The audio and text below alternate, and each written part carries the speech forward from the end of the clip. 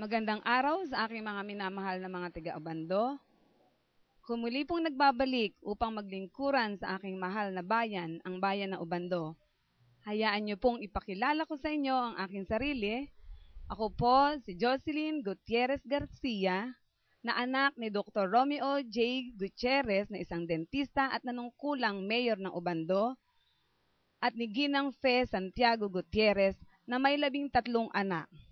Kami po ay pangwalo sa anak na 13. Nabi ko pong kami sa dahilang ako po ay may kakambal sa katauhan ni Doktora Josephine Gutierrez Velasco na isang optometrist. Ako po ay may 5 anak.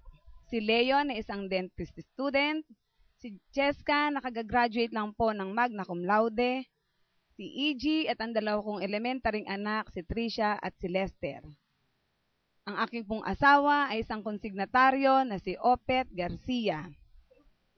Dati po akong nanirahan sa San Pascual at ngayon po'y kasalukuyang naninirahan sa Paliwas. Di pa man po ako nanunungkulan, ay dati na po akong tumutulong sa pag-angat ng ating bayan. Dati po akong pangulo ng Fishport Owners Association ng Obando, na unti-unti pong bumabaksak sa kadahilanan pong unti-unti pong nawawala na ang ating mga ngalakal dito. Dahil sa naniniwala po ako na ang lahat ng pangarap ay maiaangat at maisasakatuparan dahil sa sipag at tiyaga, patuloy ko pong ng inganya na magkaroon po ng laban upang umangat ang punduhan. Kaya po hindi ako tumigil na mang-engganyo ng ating mga mangangalakal na pumwesto sa ating bagong punduhan. At napakasarap pong damhin dahil ito po ang isa sa tumutulong ng pag-angat ng income o kita sa ating pamahalang bayan.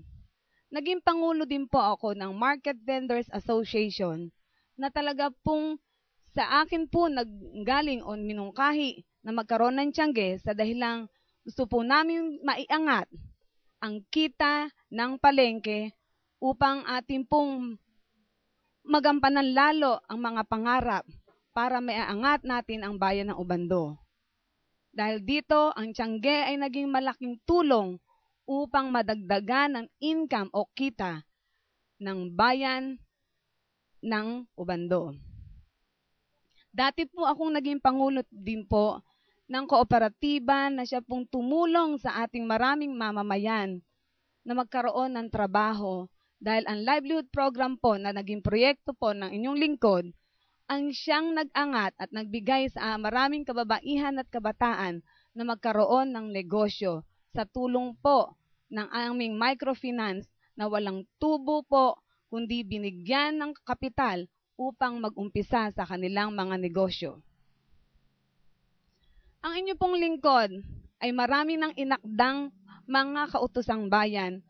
Marami na rin pong itinaguyod na kautosang bayan na tunay ko pong ipinagmamalaki na lahat pong ito ay naaprubahan sa sangguniang panlalawigan na ngayon ay ating naging tulong sa pag-angat sa ating bayan at nagkaroon ng mabilis na sakatuparan ang mga proyektong nakatutulong para sa ating mga mamamayan. Marami pa pong mga proyekto at project na alam namin na talagang makatutulong pa sa ating mamamayan upang maitaguyod o maiangat ang kanilang kabuhayan. Marami pa rin po kaming mga nakaahing mga kautosang bayan na alam namin na makatutulong upang maiangat pa rin ang ating mga kabataan para kanilang maramdaman na sila ay kailangan ng ating bayan. Di pa man po ako nakapasok sa politika, ay marami na pong naengganyo sa akin na makapasok dito dahil sa katapatan, kasipagan, at mga karanasan ng ating mahal na Mayor o EG. Siya lamang po ang nakukumbinsi sa akin na pasukin ang mundo ng politika.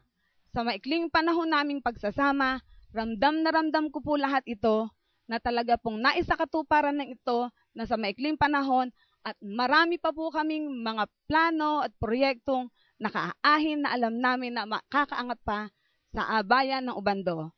Huwag niyo pong kalimutan, Jocelyn Garcia, number 19 sa Balota. Maraming salamat po.